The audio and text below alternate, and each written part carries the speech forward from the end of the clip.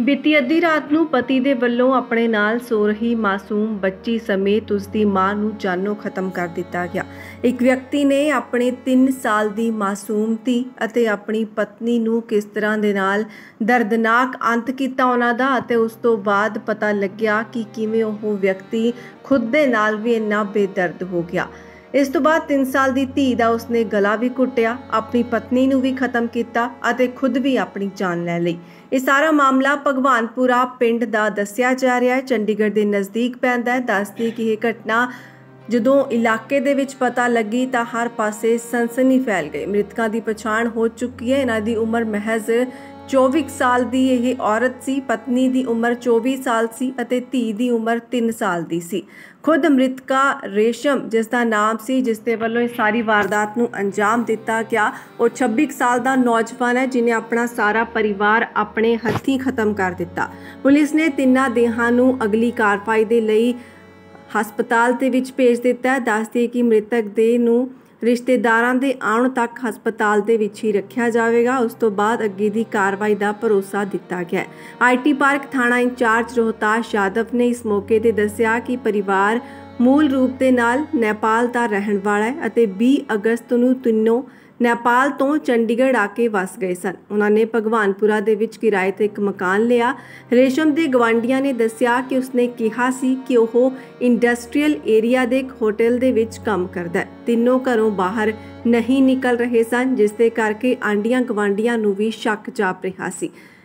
ਰੋਹਤਾਸ਼ ਯਾਦਵ ਨੇ ਦੱਸਿਆ ਕਿ ਰੇਸ਼ਮ ਦੇ ਜੀਜਾ ਦਾ ਕਹਿਣਾ ਹੈ ਕਿ ਪੂਜਾ ਦੇ ਕਿਸੇ ਦੇ ਨਾਲ ਨਾਜਾਇਜ਼ ਸਬੰਧ ਸਨ ਅਤੇ ਉਹ ਉਸ ਦੇ ਨਾਲ ਫੇਸਬੁੱਕ ਤੇ ਚੈਟਿੰਗ ਵੀ ਕਰਦੀ ਸੀ।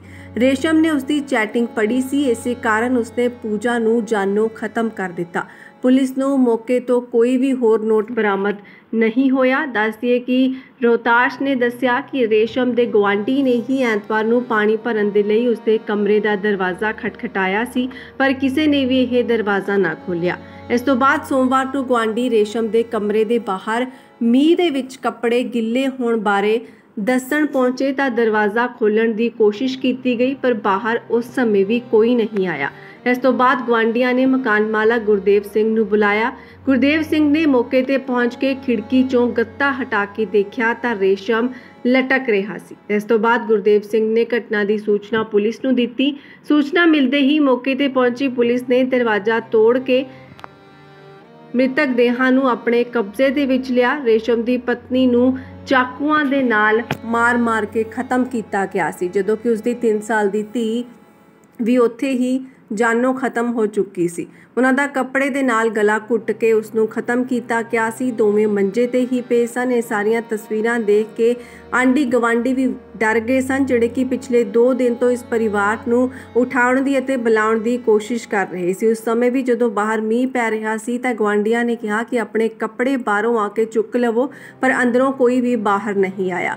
ਪਾਣੀ ਭਰਨ ਆਏ ਗੁਆਂਢੀਆਂ ਦੇ ਲਈ ਵੀ ਜਦੋਂ ਦਰਵਾਜ਼ਾ ਨਾ ਖੋਲ੍ਹਿਆ ਗਿਆ ਤਾਂ ਇਸ ਘਰ ਦੇ ਮਕਾਨ ਮਾਲਕ ਨੂੰ ਫੋਨ ਕੀਤਾ ਗਿਆ। ਗੁਰਦੇਵ ਸਿੰਘ ਨੇ ਖੁਦ ਦੇਖਿਆ ਕਿ ਕਿਵੇਂ ਉਹਨਾਂ ਦੇ ਘਰ ਦੇ ਵਿੱਚ 3 ਜੀਆਂ ਦੀਆਂ ਮ੍ਰਿਤਕ ਦੇਹਾਂ ਪਈਆਂ ਸਨ। ਇਹਦੇ ਵਿੱਚ ਇੱਕ 3 ਸਾਲ ਦੀ ਮਾਸੂਮ ਧੀ, ਪਤਨੀ ਜਿਸ ਦੀ ਉਮਰ 24 ਸਾਲ ਸੀ ਅਤੇ ਪਤੀ 26 ਸਾਲਾ, ਜਿਸਨੇ ਕਿ ਸ਼ੱਕ ਦੇ ਚਲਦੇ ਆਪਣੀ ਪਤਨੀ ਨੂੰ ਖਤਮ ਕੀਤਾ। ਚਾਕੂਆਂ ਦੇ ਨਾਲ ਵਾਰ ਕਰਨ ਤੋਂ ਬਾਅਦ ਚੈਟਿੰਗ ਪੜੀ ਸੀ ਫੇਸਬੁੱਕ ਤੋਂ ਪਤੀ ਦੇ ਵੱਲੋਂ ਪਤਨੀ ਦੀ, ਤੇ ਉਸ ਤੋਂ ਬਾਅਦ ਇਹ ਸਾਰੀ ਘਟਨਾ ਨੂੰ ਅੰਜਾਮ ਦਿੱਤਾ ਗਿਆ। ਦੱਸਦੀ ਕਿ ਇਹ ਸਾਰਾ ਮਾਮਲਾ ਭਗਵਾਨਪੁਰਾ ਪਿੰਡ ਦਾ ਹੈ, ਜਿੱਥੇ ਕਿ ਬੀਤੇ ਕੁਝ ਦਿਨਾਂ ਤੋਂ ਰਹਿ ਰਿਹਾ ਇੱਕ ਜੋੜਾ, ਜਿਸ ਦੇ 3 ਸਾਲ ਦੀ ਮਾਸੂਮ ਧੀ ਵੀ ਸੀ, ਉਹਨਾਂ ਤਿੰਨਾਂ ਨੂੰ ਖਤਮ ਕੀਤਾ ਗਿਆ। ਪਤੀ ਦੇ ਵੱਲੋਂ ਆਪਣਾ ਸਾਰਾ ਟੱਬਰ ਖਤਮ ਕੀਤਾ ਗਿਆ ਤੇ ਹੁਣ ਪੁਲਿਸ ਦੇ ਵੱਲੋਂ अगली कार्रवाई की जा रही है। अब इसके बारे में कुछ नहीं बता सकते, सर इनके नाम क्या कोई जो मरने वाले हैं उनके नाम वगैरह कुछ आइडेंटिफाई हो चुके हैं? अभी कुछ नहीं बता सकते। तो कितने लोगों की आपने तो कितनी उम्र होगी? कौन कौन मेल है, फीमेल है, कौन है, कैसे कुछ? 3 साल की बच्ची है, एक 25-26 साल की मरीज है, उसके एक क्या ये है? मैंने तो आगे रखी हुई थी जी, और जो बच्ची है उसका मतलब कपड़े से गला घोटा है। सर कितने बजे की बात बताइए? हमारे पास 8 बजे के आसपास में। तो अभी तक इनकी पहचान हो पाई है कि क्या क्या नाम है? पहचान हो गई है। क्या क्या नाम? नेपाल के रहने वाले हैं, अभी 2 दिन पहले आए। जी, तो क्या क्या नाम है कुछ बताएंगे? बता देंगे। कुछ ऐसा कोई फाउल प्ले कुछ कुछ ऐसा? नहीं मिला। ਬੀਤੀ ਅੱਧੀ ਰਾਤ ਨੂੰ ਪਤੀ ਦੇ ਵੱਲੋਂ ਆਪਣੇ ਨਾਲ ਸੋ ਰਹੀ ਮਾਸੂਮ ਬੱਚੀ ਸਮੇਤ ਉਸ ਦੀ ਮਾਂ ਨੂੰ ਜਾਨੋਂ ਖਤਮ ਕਰ ਦਿੱਤਾ ਗਿਆ।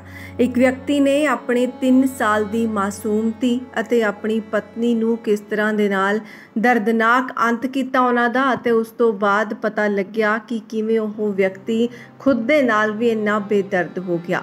ਇਸ ਤੋਂ ਬਾਅਦ 3 ਸਾਲ ਦੀ ਧੀ ਦਾ ਉਸਨੇ ਗਲਾ ਵੀ ਘੁੱਟਿਆ, ਆਪਣੀ ਪਤਨੀ ਨੂੰ ਵੀ ਖਤਮ ਕੀਤਾ ਅਤੇ ਖੁਦ ਵੀ ਆਪਣੀ ਜਾਨ ਲੈ ਲਈ। ਇਹ ਸਾਰਾ ਮਾਮਲਾ ਭਗਵਾਨਪੁਰਾ ਪਿੰਡ ਦਾ ਦੱਸਿਆ ਜਾ ਰਿਹਾ ਹੈ, ਚੰਡੀਗੜ੍ਹ ਦੇ ਨਜ਼ਦੀਕ ਪੈਂਦਾ ਹੈ। ਦੱਸਦੀ ਕਿ ਇਹ ਘਟਨਾ ਜਦੋਂ ਇਲਾਕੇ ਦੇ ਵਿੱਚ ਪਤਾ ਲੱਗੀ ਤਾਂ ਹਰ ਪਾਸੇ ਸਨਸਨੀ ਫੈਲ ਗਈ। ਮ੍ਰਿਤਕਾਂ ਦੀ ਪਛਾਣ ਹੋ ਚੁੱਕੀ ਹੈ। ਇਹਨਾਂ ਦੀ ਉਮਰ ਮਹਿਜ਼ 24 ਸਾਲ ਦੀ ਇਹ ਔਰਤ ਸੀ। ਪਤਨੀ ਦੀ ਉਮਰ 24 ਸਾਲ ਸੀ ਅਤੇ ਧੀ ਦੀ ਉਮਰ 3 ਸਾਲ ਦੀ ਸੀ। ਖੁਦ ਮ੍ਰਿਤਕਾ ਰੇਸ਼ਮ, ਜਿਸ ਦਾ ਨਾਮ ਸੀ, ਜਿਸ ਦੇ ਵੱਲੋਂ ਇਹ ਸਾਰੀ ਵਾਰਦਾਤ ਨੂੰ ਅੰਜਾਮ ਦਿੱਤਾ ਗਿਆ, ਉਹ 26 ਸਾਲ ਦਾ ਨੌਜਵਾਨ ਹੈ ਜਿਨੇ ਆਪਣਾ ਸਾਰਾ ਪਰਿਵਾਰ ਆਪਣੇ ਹੱਥੀਂ ਖਤਮ ਕਰ ਦਿੱਤਾ। ਪੁਲਿਸ ਨੇ ਤਿੰਨਾਂ ਦੇਹਾਂ ਨੂੰ ਅਗਲੀ ਕਾਰਵਾਈ ਦੇ ਲਈ ਹਸਪਤਾਲ ਦੇ ਵਿੱਚ ਭੇਜ ਦਿੱਤਾ ਹੈ। ਦੱਸਦੇ ਕਿ ਮ੍ਰਿਤਕ ਦੇਹ ਨੂੰ ਰਿਸ਼ਤੇਦਾਰਾਂ ਦੇ ਆਉਣ ਤੱਕ ਹਸਪਤਾਲ ਦੇ ਵਿੱਚ ਹੀ ਰੱਖਿਆ ਜਾਵੇਗਾ। ਉਸ ਤੋਂ ਬਾਅਦ ਅੱਗੇ ਦੀ ਕਾਰਵਾਈ ਦਾ ਭਰੋਸਾ ਦਿੱਤਾ ਗਿਆ ਹੈ। ਆਈਟੀ ਪਾਰਕ ਥਾਣਾ ਇੰਚਾਰਜ ਰੋਹਤਾਸ਼ ਯਾਦਵ ਨੇ ਇਸ ਮੌਕੇ ਤੇ ਦੱਸਿਆ ਕਿ ਪਰਿਵਾਰ ਮੂਲ ਰੂਪ ਦੇ ਨਾਲ ਨੇਪਾਲ ਦਾ ਰਹਿਣ ਵਾਲਾ ਹੈ ਅਤੇ 20 ਅਗਸਤ ਨੂੰ ਤਿੰਨੋਂ ਨੇਪਾਲ ਤੋਂ ਚੰਡੀਗੜ੍ਹ ਆ ਕੇ ਵਸ ਗਏ ਸਨ। ਉਹਨਾਂ ਨੇ ਭਗਵਾਨਪੁਰਾ ਦੇ ਵਿੱਚ ਕਿਰਾਏ ਤੇ ਇੱਕ ਮਕਾਨ ਲਿਆ। ਰੇਸ਼ਮ ਦੇ ਗਵਾਂਢੀਆਂ ਨੇ ਦੱਸਿਆ ਕਿ ਉਸਨੇ ਕਿਹਾ ਸੀ ਕਿ ਉਹ ਇੰਡਸਟਰੀਅਲ ਏਰੀਆ ਦੇ ਇੱਕ ਹੋਟਲ ਦੇ ਵਿੱਚ ਕੰਮ ਕਰਦਾ ਹੈ। ਤਿੰਨੋਂ ਘਰੋਂ ਬਾਹਰ ਨਹੀਂ ਨਿਕਲ ਰਹੇ ਸਨ, ਜਿਸ ਦੇ ਕਰਕੇ ਆਂਢੀਆਂ ਗਵਾਂਢੀਆਂ ਨੂੰ ਵੀ ਸ਼ੱਕ ਜਾਪ ਰਿਹਾ ਸੀ। ਰੋਹਤਾਸ਼ ਯਾਦਵ ਨੇ ਦੱਸਿਆ ਕਿ ਰੇਸ਼ਮ ਦੇ ਜੀਜਾ ਦਾ ਕਹਿਣਾ ਹੈ ਕਿ ਪੂਜਾ ਦੇ ਕਿਸੇ ਦੇ ਨਾਲ ਨਾਜਾਇਜ਼ ਸਬੰਧ ਸਨ ਅਤੇ ਉਹ ਉਸ ਦੇ ਨਾਲ ਫੇਸਬੁੱਕ ਤੇ ਚੈਟਿੰਗ ਵੀ ਕਰਦੀ ਸੀ। ਰੇਸ਼ਮ ਨੇ ਉਸ ਦੀ ਚੈਟਿੰਗ ਪੜ੍ਹੀ ਸੀ, ਇਸੇ ਕਾਰਨ ਉਸਨੇ ਪੂਜਾ ਨੂੰ ਜਾਨੋਂ ਖਤਮ ਕਰ ਦਿੱਤਾ। ਪੁਲਿਸ ਨੂੰ ਮੌਕੇ ਤੋਂ ਕੋਈ ਵੀ ਹੋਰ ਨੋਟ ਬਰਾਮਦ ਨਹੀਂ ਹੋਇਆ। ਦੱਸਦੀਏ ਕਿ ਰੋਹਤਾਸ਼ ਨੇ ਦੱਸਿਆ ਕਿ ਰੇਸ਼ਮ ਦੇ ਗੁਆਂਢੀ ਨੇ ਹੀ ਐਤਵਾਰ ਨੂੰ ਪਾਣੀ ਭਰਨ ਦੇ ਲਈ ਉਸਦੇ ਕਮਰੇ ਦਾ ਦਰਵਾਜ਼ਾ ਖਟਖਟਾਇਆ ਸੀ, ਪਰ ਕਿਸੇ ਨੇ ਵੀ ਇਹ ਦਰਵਾਜ਼ਾ ਨਾ ਖੋਲ੍ਹਿਆ। ਇਸ ਤੋਂ ਬਾਅਦ ਸੋਮਵਾਰ ਨੂੰ ਗੁਆਂਢੀ ਰੇਸ਼ਮ ਦੇ ਕਮਰੇ ਦੇ ਬਾਹਰ ਮੀਂਹ ਦੇ ਵਿੱਚ ਕੱਪੜੇ ਗਿੱਲੇ ਹੋਣ ਬਾਰੇ ਦੱਸਣ ਪਹੁੰਚੇ ਤਾਂ ਦਰਵਾਜ਼ਾ ਖੋਲ੍ਹਣ ਦੀ ਕੋਸ਼ਿਸ਼ ਕੀਤੀ ਗਈ, ਪਰ ਬਾਹਰ ਉਸ ਸਮੇਂ ਵੀ ਕੋਈ ਨਹੀਂ ਆਇਆ। ਇਸ ਤੋਂ ਬਾਅਦ ਗੁਆਂਢੀਆਂ ਨੇ ਮਕਾਨ ਮਾਲਕ ਗੁਰਦੇਵ ਸਿੰਘ ਨੂੰ ਬੁਲਾਇਆ। ਗੁਰਦੇਵ ਸਿੰਘ ਨੇ ਮੌਕੇ ਤੇ ਪਹੁੰਚ ਕੇ ਖਿੜਕੀ ਚੋਂ ਗੱਤਾ ਹਟਾ ਕੇ ਦੇਖਿਆ ਤਾਂ ਰੇਸ਼ਮ ਲਟਕ ਰਿਹਾ ਸੀ। ਇਸ ਤੋਂ ਬਾਅਦ ਗੁਰਦੇਵ ਸਿੰਘ ਨੇ ਘਟਨਾ ਦੀ ਸੂਚਨਾ ਪੁਲਿਸ ਨੂੰ ਦਿੱਤੀ। ਸੂਚਨਾ ਮਿਲਦੇ ਹੀ ਮੌਕੇ ਤੇ ਪਹੁੰਚੀ ਪੁਲਿਸ ਨੇ ਦਰਵਾਜ਼ਾ ਤੋੜ ਕੇ ਮ੍ਰਿਤਕ ਦੇਹਾਂ ਨੂੰ ਆਪਣੇ ਕਬਜ਼ੇ ਦੇ ਵਿੱਚ ਲਿਆ। ਰੇਸ਼ਮ ਦੀ ਪਤਨੀ ਨੂੰ ਚਾਕੂਆਂ ਦੇ ਨਾਲ ਮਾਰ-ਮਾਰ ਕੇ ਖਤਮ ਕੀਤਾ ਗਿਆ ਸੀ, ਜਦੋਂ ਕਿ ਉਸ ਦੀ 3 ਸਾਲ ਦੀ ਧੀ ਵੀ ਉੱਥੇ ਹੀ ਜਾਨੋਂ ਖਤਮ ਹੋ ਚੁੱਕੀ ਸੀ।